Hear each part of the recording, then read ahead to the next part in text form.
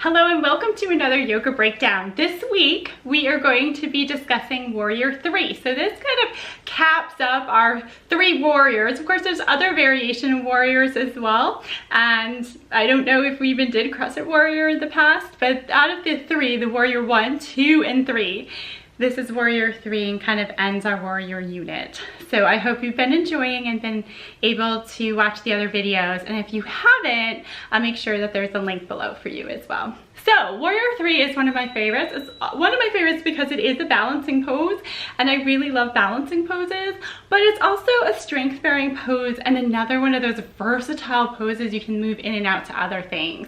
It's also one of these poses that's not always the easiest to know how to get into safely and how to maintain safely.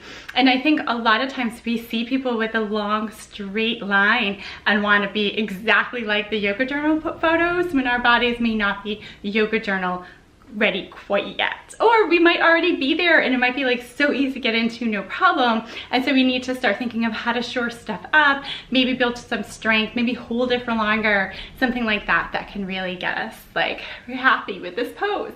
I find with a lot of people it's a love it or leave it kind of pose.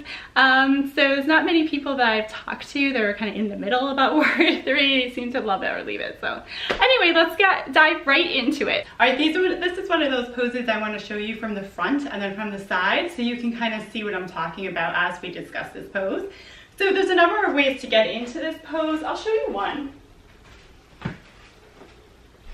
One way that I use is with blocks, so taking blocks to the top of the mat. And then placing hands on the blocks. Tall lunges fast, pressing into the hands with the fingertips, pressing into the feet and allowing for a nice flat back. So you see here, it's almost like a table. My back's like really nice and straight. And then taking some nice deep breaths here. So getting used to holding in this shape to start. And then bringing weight into one foot and lifting the other. So again, keeping hips square, lifting the foot high. Really nice.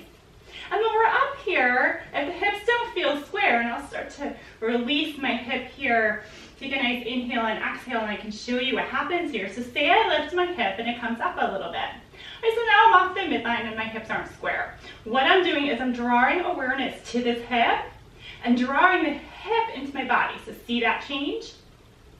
My hip came out, I'm drawing the hip into my body. Really nice. So a lot of times the cue is to draw the foot in and to make the foot responsible for this, but the hip is really what guides this motion here. It's the hip that's drawing back. It's the hip that opened up that shouldn't have, and the hip needs to draw itself back so we're not compensating on other areas of the body, like the knee, for example. Really nice. So I'll show that from the other side as well so you can see, and it gives me a little break on the side too. Pressing hands into blocks, or maybe you're up on fingertips on blocks. Sometimes I do that because it just feels better. And then inhale for length, exhale, lifting up. Really nice straight hip here.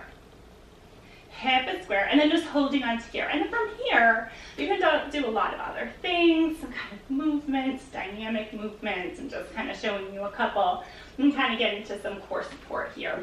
Really nice.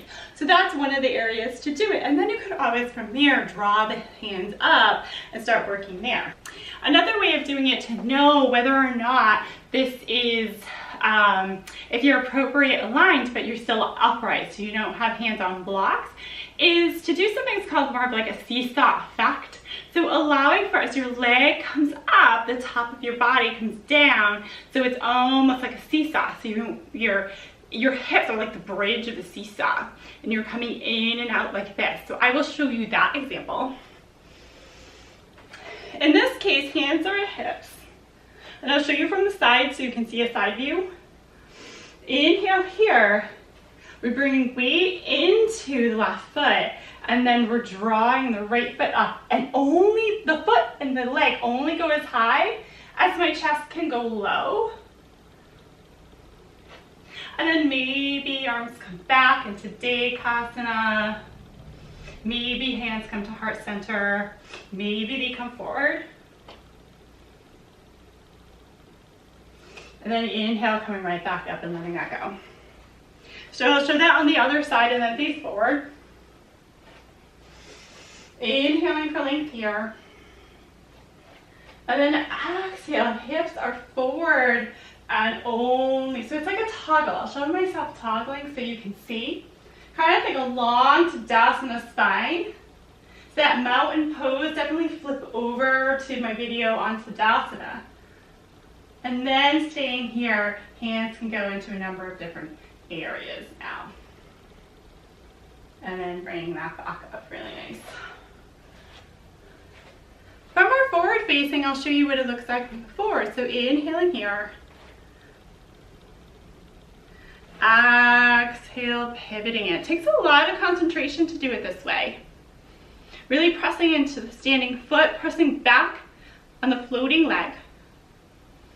And then coming back up. So you see that teetering effect.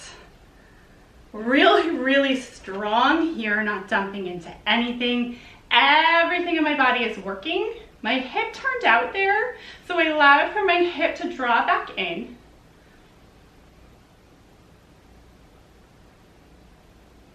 Really nice, and then coming back up here. Really great. So that, my friends, is your warrior 3. And again, it's a really versatile pose. I use it a lot. It's really great to get into some of the more strength training and what I call some of the yoga conditioning moves, or even getting into some ab moves or power moves where you can kind of be using that as your base and then getting into some more HIIT or power moves to really work into maybe the abs or work the back a little bit more or something like that. So I am so excited I was able to show this to you today. Thank you so much for visiting my channel.